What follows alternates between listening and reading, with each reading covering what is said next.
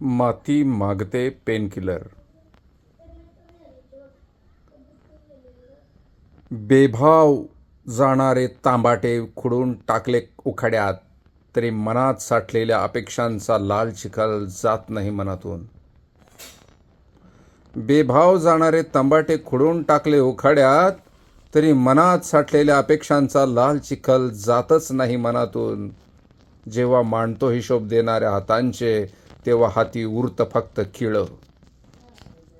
जेव्हा मांडतो हिशोब देणाऱ्या हातांचे, तेव्हा हाती उरतं फक्त खिळं, तेही व्यापाऱ्यानं सोलपटून दिलेलं.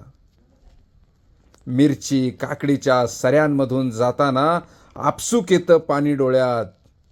मिरची काकडीच्या सऱ्यांमधून जाताना आपसूक येतं पाणी डोळ्यात. खांद्यावर ठेवल्या पिस्टन पंपाचं ओझं आताशा कमी वाटू लागतंय देणेदारी समोर.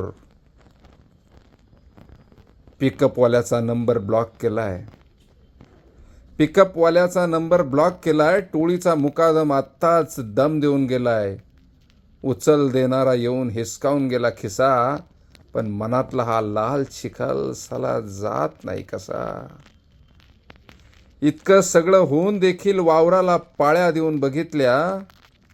इतकं सगळं होऊन देखील वावराला पाळ्या देऊन बघितल्या, पण बाईसारखी नियमित पाळी या वांज मातीला आली नाही. आणि कांद्याची सुपीक इच्छा गाभण काही राहिली नाही. गाभण काही राहिली नाही.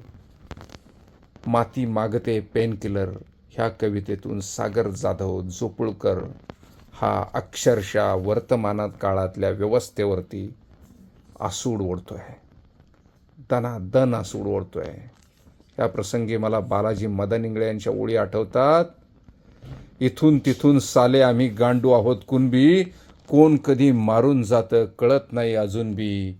कोण कधी मारून जातं कळत नाही अजून बी. सागर जाधवची ही कविता अतिशय परखड भाषेत वास्तवावर बोट ठेवते. ही कविता वाचली पाहिजे.